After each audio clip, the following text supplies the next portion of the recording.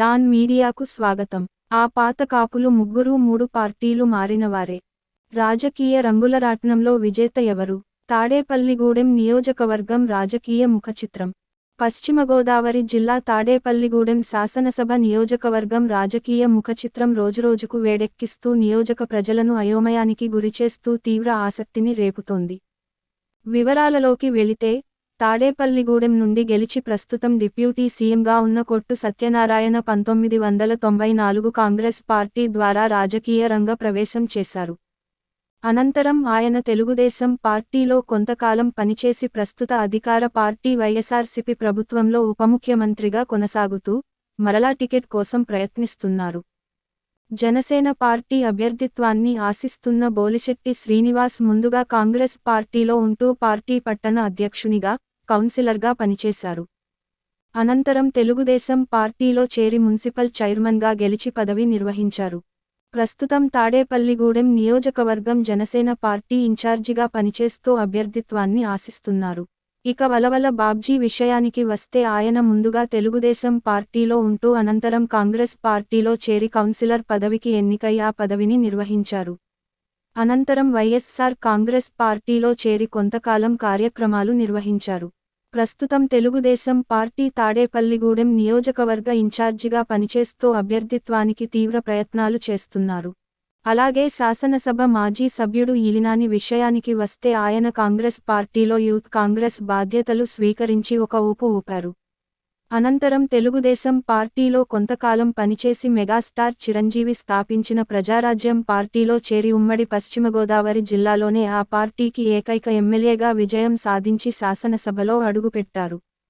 అనంతరం మరలా తెలుగుదేశం పార్టీలో కొనసాగుతున్నారు. తాడేపల్లిగూడెం నియోజకవర్గంలో రాజకీయపరంగా చెప్పుకోదగిన వ్యక్తి తోట గోపి. ఆయన కాంగ్రెస్ పార్టీలో రాజకీయ ప్రస్థానం ప్రారంభించి పలువురి విజయానికి కృషి చేశారు. సుమారు 30 సంవత్సరాలకు పైగా రాజకీయం చేస్తున్నారు. చిరంజీవి ప్రజారాజ్యం పార్టీ పెట్టినప్పుడు అందులో చేరి పార్టీకి సేవలు చేశారు.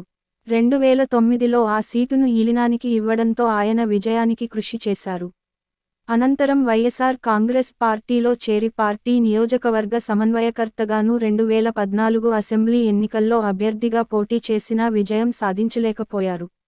అనంతరం 2019లో తెలుగుదేశం పార్టీ అభ్యర్థి ఈలినాని విజయం కోసం సహకరించారు. ప్రస్తుతం ఆయన తెలుగుదేశం పార్టీలో కొనసాగుతున్నారు. 2014లో పరాజయం తర్వాత తోటగోపి కొంతకాలం రాజకీయాలకు దూరంగా ఉండిపోయారు.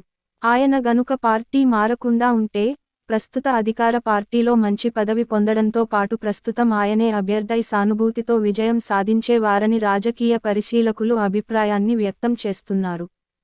ఇక్కడ గమనించదగ్గ విషయానికి ఏంటంటే, ఈ అభ్యర్థుల కంటే ముందుగానే తోటగోపి సర్పంచ్గా అధికార పదవిని నిర్వహించారు. ఆ విధంగా చూస్తే వారందరికంటే తోటగోపి రాజకీయ అధికార పదవిని నిర్వహించడంలో సూపర్ సీనియర్. ఇక్కడ భారతీయ జనతా పార్టీ విషయానికి వస్తే గతంలో సామాన్యుడైన పైడికొండల మాణిక్యాలరావు తాడేపల్లిగూడెం నుండి గెలవడం, మంత్రి కావడం జరిగిపోయాయి.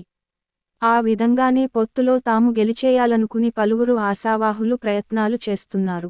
అలాంటిదే జరిగితే తెరపై ప్రచారం జరుగుతున్న వ్యక్తులకు కాకుండా కొత్త, పాతవారు రంగంలోకి రావచ్చు. ప్రధానంగా వివిధ పార్టీల తరపున పొత్తుల తరువాత 2 అభ్యర్థులు మాత్రమే మిగులుతారన్న విషయానికి గ్రహించాలి.